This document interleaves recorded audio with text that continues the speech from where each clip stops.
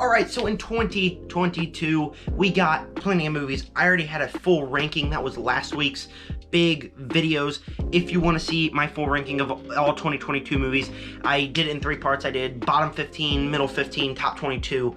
And so just go check out that one. But there are 2 movies in my top 22 that I have not made reviews for, that I told you guys I would make reviews for, and that is Glass Onion, A Knives Out Mystery, and The Fabelmans. And so I'm going to do one of those combined reviews where I review one at the beginning and the next at the end. But before I tell you my thoughts, I want you guys to go down in the comment section below. Tell me, what was your thoughts of The Fabelmans, of Knives Out, Glass Onion, and Knives Out Mystery? I want to know all that and more. What is your opinions? What was your opinions on Knives Out? With all that said, we are going to start out with Glass Onion and Knives Out Mystery. And the premise of this one is a simple one. A bunch of guests get invited to a retreat. Someone's murdered.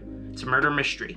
And coming out here, I was beyond excited for this one. This one was probably number 1 on my most excited films to release in December. And December was a stacked month. We got Violent Night, Avatar 2, and this movie. And this has to be the one that I was really excited to watch. And when I watched it, I was like, that's no Knives Out. This movie is way better than that one.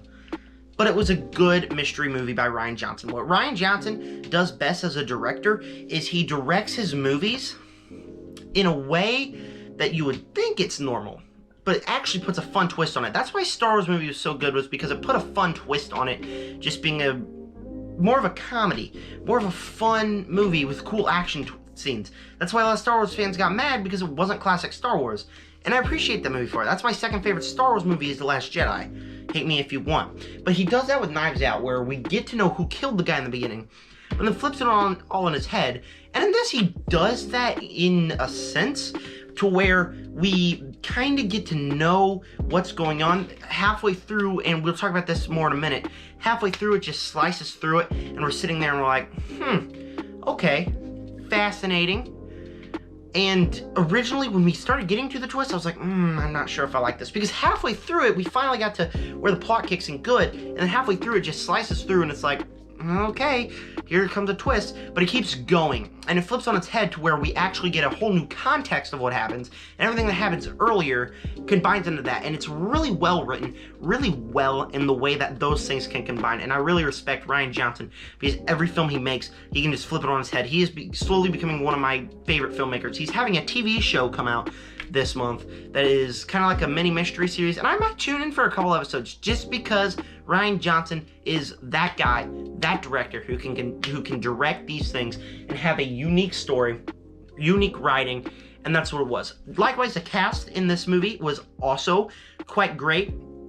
Dave Bautista, Catherine Hahn, they all did great. And I get the reference of Glass Onion, because everyone in this movie had layers.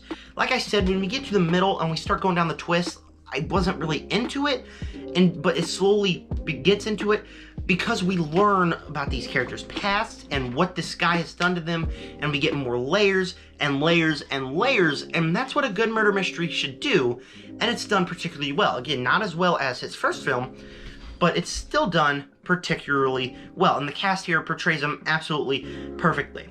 And, of course, we gotta talk about Benoit Blanc, and he doesn't really have that big of a presence here. He's not that big of a guy in this show, if we're being honest, because, I mean, the main thing was for the sister of the person who was murdered. She's the main cause here, and we follow her, and that, in a little way, is a bit of a negative. It's a Benoit Blanc mystery. We're not supposed to follow other people, and we follow other people, and that honestly just kind of, it makes me go, that's interesting. And it's not a bad thing, but it's just interesting. But Benoit Blanc does pretty good. He was definitely probably my least favorite character in this, though. That's saying something, just because this whole cast was well-rounded, really perfectly. And the ending was very fun. I had a lot of fun with this ending, because it just takes everything up to the extreme. A mansion burning down and losing everything it's got. And by the end of this one, I walked away from this one saying, yeah, that was a really fun murder mystery movie. Compare it to Knives Out, it's nothing, but it was very fun. It takes a similar formula, flips it over its head, makes it a genuinely interesting film. then now we gotta move on to the negatives. Now, as much fun as I had with this movie, as interesting as the cast is, as interesting as the mystery and the way it flips onto its head, it's really got its problems here, and upon thinking about it, it's really just not no Knives Out, and it's kind of just a mediocre mystery movie. For one, it takes so long to get into it. This movie did not have to be 2.5 hours, but the payoff works when we start getting to the payoff, but then it keeps going, and we just don't get to the mystery until like an hour and 10 minutes in, and then we get into the mystery, bam, all of a sudden we go all the way back, and we get these twists. And like I said, I was just like done with the movie at that point. I sat back and I was like, okay, what are we doing here? But it slowly gets better, and as we progress through the third act and we get the reveals, the movie gets really good. And I respect Rian Johnson for trying to flip the formula, trying to make something new here. But I sat back, I was like, what is this movie? What are the ideas that Rian Johnson is putting in this movie? Because I really just feel like we should have spent more time after the murder and made it longer, because it's a 2.5 hour movie, but it feels like we kind of missed the middle mark here. And as much fun as I had with it, it's still going to get a positive score from me.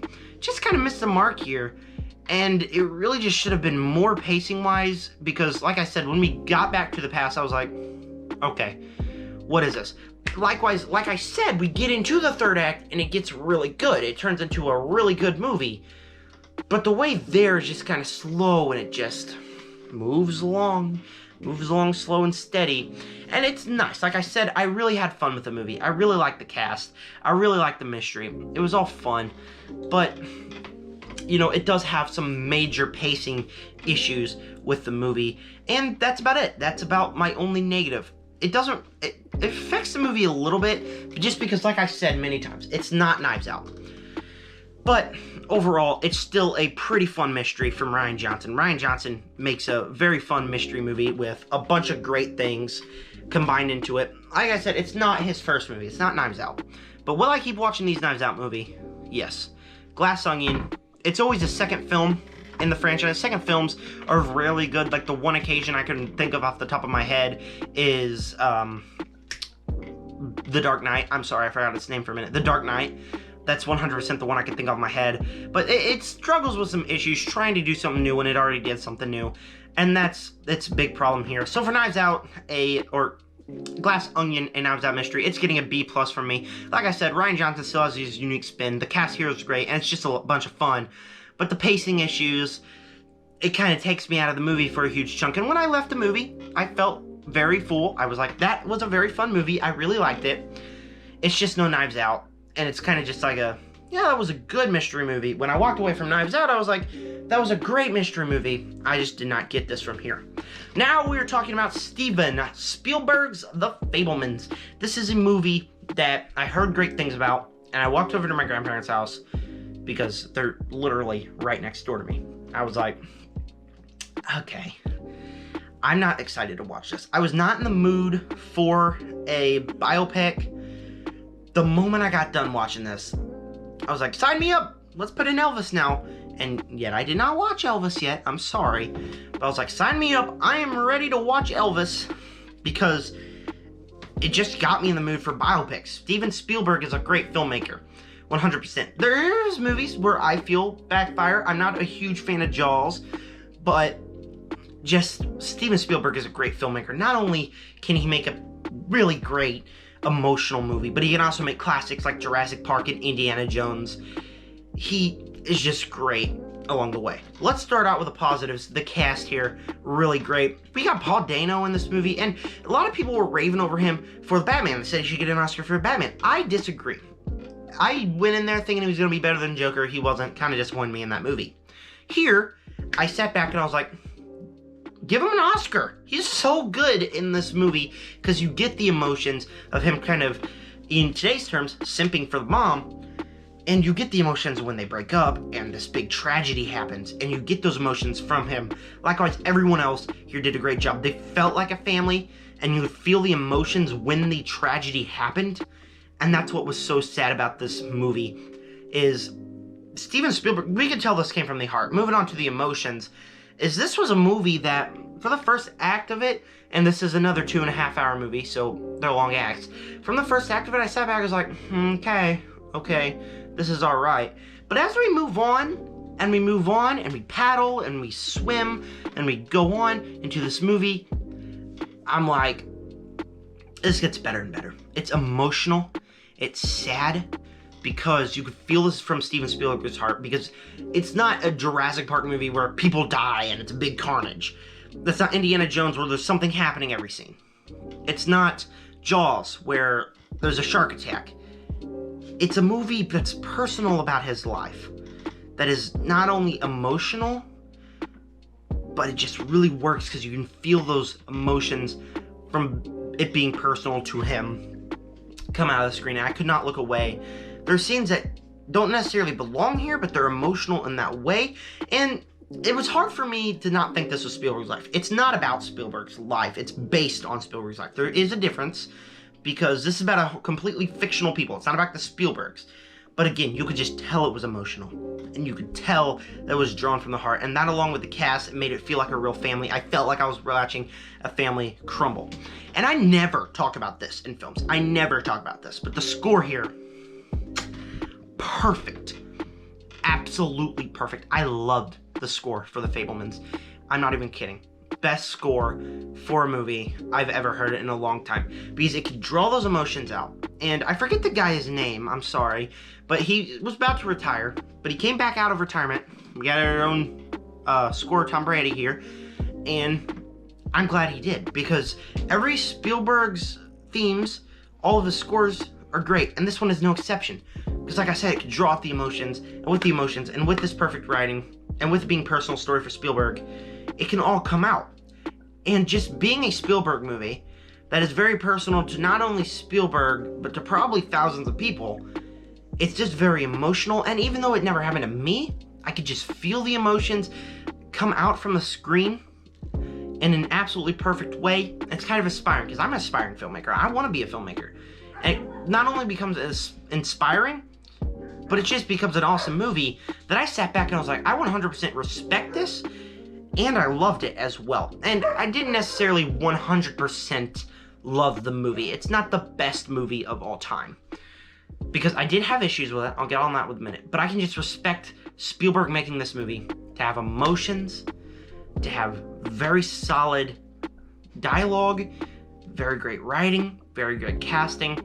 This, I think, is probably Spielberg's actual best movie in technical terms. Jurassic Park is my favorite, but I feel like this could be Spielberg's best movie because he just crafts it in an absolute perfect way. I do have one negative though, and we're going to talk about this here. Thinking back on it, it was a bit confusing. I watched this with my grandparents, and they were sat back confused. They're like, I thought this was about Spielberg. And I go, no, it's based on Spielberg. And that is very confusing, because along the way, like I said, I just kept sitting back. I was like, Spielberg went through this? That doesn't mean he necessarily went through this. It means it was based on his life. And so it is just a bit confusing in that way, and they should have handled that way better, I think. But then again, you sit back and you're like, Spielberg made a very personal movie with very raw emotions, very great dialogue, very great everything. It has taken all I have not to give this an A+, because I just respect this movie so much for being another Spielberg classic. Spielberg is such a great director. And I might have said some things about him. I might have said, yeah, he's good, but he's not my favorite. I think after watching this movie, I see what he is, and I respect him 100% more as a filmmaker just because of this movie. It's so good. The Fabelmans I 100% recommend, and for that reason I'm giving it an A. Like I said, I did have some problems with it. The first act takes way too long getting started, I think. I was just sitting back, I was like, okay, that's cool. It was number 10 on my ranking because this movie was just so emotional, so raw, and I will 100% agree with that. This is the movie that I might never watch again, but I definitely think Spielberg is 100% a fantastic director, and I think that he should do more movies like this often. They'll never feel as personal, but The Fabelmans is a must-watch movie at an A. So thank you guys for clicking on this video. Please don't Thank you guys for clicking on this video. Please make sure to subscribe, like button, hit the bell, comment down below what did you think of Glass Onion and The Fabelmans. I want to know all that and more. The next couple days I got I believe tomorrow's video is a Megan review, and the video after that will be the Last of Us video game review. Yesterday I posted my Last of Us episode 1 review, and I like the show. I'm still not 100% on board, but I like it. It's good, but we'll talk more about that in that video. I got tons of videos coming. If you want to watch them, please make sure to subscribe. Peace out.